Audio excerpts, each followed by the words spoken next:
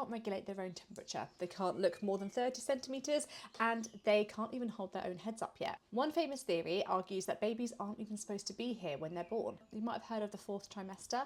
Well, is it real? Is it not real? How should we parent? Is it something that we should be taking into consideration? Let's talk about it today. So the term fourth trimester was popularised by an American paediatrician called Dr. Harvey Karp in his book, The Happiest Baby on the Block.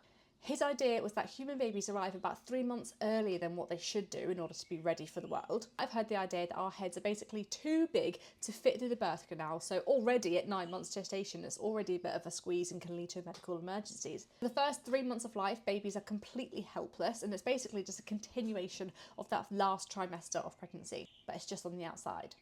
It's an intuitive idea. It makes a lot of sense. It explains why newborns are so helpless, why they're calmed by womb-like conditions like the shushing, the patting, the snuggles and the warm proximity to us. But it gets more interesting than this because the science that we're poised in all of these ideas and parenting books is actually a little bit more nuanced and complicated than we make out. Karp's idea of the fourth trimester...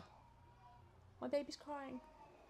Anyway, I've got a baby now attached to me, so I'll try and keep going. Karp's idea of the fourth trimester rests on something called the obstetrical dilemma, which is basically the idea that our bipedal pelvises are too narrow to let babies stay in longer. We're not going to play with the microphone, Rosie. No. But a growing number of evolutionary anthropologists have pushed back on this. Research actually shows that the picture is much more complicated than just our pelvises are too narrow. The pelvis shape is actually very flexible, and cultural and nutritional factors matter enormously, and the framing of women's bodies as a dilemma can actually do more harm than good. There's also a competing theory, which is basically there's also a competing theory that you might not have heard about, which is called the energetics of gestation and growth hypothesis. And this suggests that babies are born when they are, not because of the pelvis, but because of the mother's metabolism. And basically, their bodies can't sustain pregnancy any longer. The energy demand is too great. Now, what's crucial for parents is that although the reason why we have our babies when we do is hotly debated and contested, the underlying observation that babies are born helpless, seemingly, is supported by neuroscience. Your baby's brain is dramatically underfinished, and what happens in those 3 months post-birth is very important and really does matter to them. So let's dive into the neuroscience. A newborn's brain is roughly 25% of the volume of an adult's brain, and by 2 years old it's 80% of the volume of an adult's brain. So the first 2 years of life, the development and growth of the brain is huge.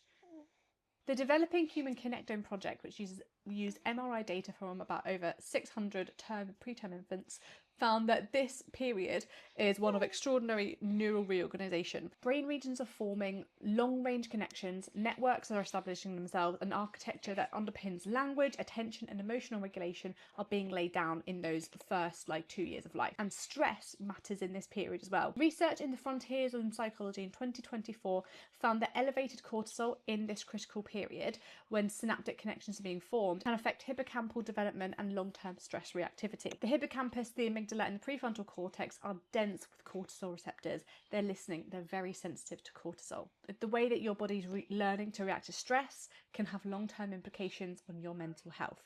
So what we're dealing with here is really important. It doesn't mean that if you're having a bad day and baby gets a bit stressed or is doing a bit of crying in the car that you're going to hurt or damage your baby, but it does show us that the environment that baby is born into and lives in those early few weeks genuinely does shape their neural development and can have long-term impacts. There was a study that looked into the neuroscience of the fourth trimester called Kangaroo Care. And a randomised controlled trial published in Early Human Development looked into 33 mother and infant pairs, mother-baby dyads, from pregnancy to the 3-month mark. Half of these mothers did regular kangaroo care, which is like skin to skin, chest to chest, bonding, and half of them didn't. The results were striking. Infants in the Kangaroo Care group showed left frontal brain activation patterns. This is associated with positive emotional states and better self-regulation.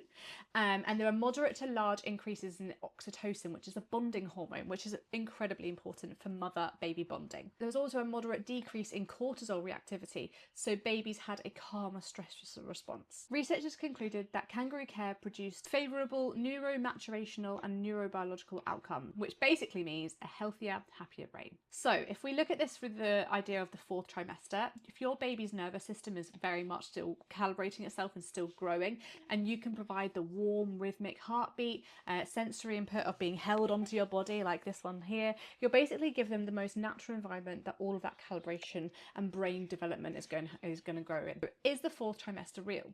Well, the evolutionary explanation for why babies do arrive when they do, why they arrive quite early and why they're helpless, that's very much still contested and debated. But the neuroscience, according to what is actually happening in those 3 months, is very clear. Your baby's brain is not a finished product. It's got a lot of growth and development to do, especially in their first 2 years of life. And your response, your warmth, your presence, that is how it's going to regulate itself and grow in the best optimal way. Holding your baby is not spoiling them, responding to their cries isn't creating dependency, skin to skin contact isn't just really nice for you, it's neurologically meaningful, it's helping to build babies' brains. The fourth trimester, it might be a contested term in academic circles. That's largely a definitional issue. But the instinct to treat your newborn like they still need to be in the womb and they need to be with you all the time, that instinct is very real and neuroscience backs that instinct. So the key takeaway is to listen to yourself and trust your instincts. I hope you found this useful. I've been doing a series where I sum up one or a few academic or evidence-based papers to try and give us some helpful parenting takeaways that we can all learn to be better parents together. That's the goal. Please do hit like and subscribe. I'm covering anything from birth, pregnancy, language acquisition, like whether we should send our kids to school, homeschool, literally anything that I think is vaguely related to evidence that's interesting, that could help us. If you like the idea of that, please do hit like and subscribe, and I'll see you for another one. See you later.